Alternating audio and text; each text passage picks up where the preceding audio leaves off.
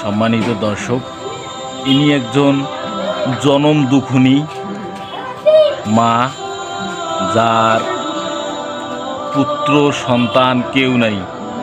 ঠিক জোরে ক, কেউ নাই, বিয়া শাদিও করেন নাই।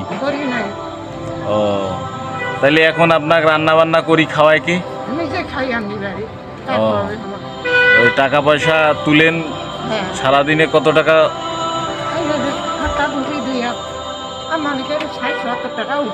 60-70 টাকা।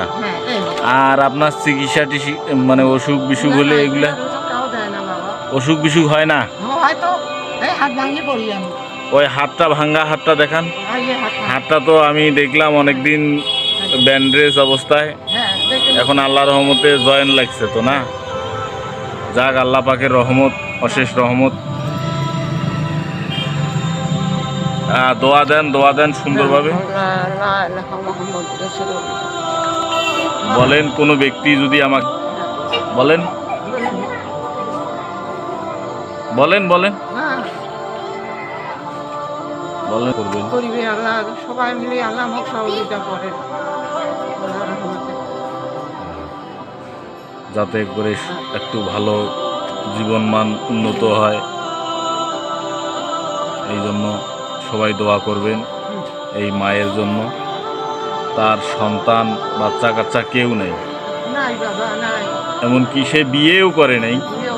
এত ছোট বয়সে মা মারা গেছে না? সবাই মারা গেছে। এটা কি যুদ্ধের আগে মারা গেছে না পরে? ও, আপনার বাপ মাকে আপনি দেখেন নাই? ও, তাহলে আপনাকে ছোট থেকে মানুষ করলো কে?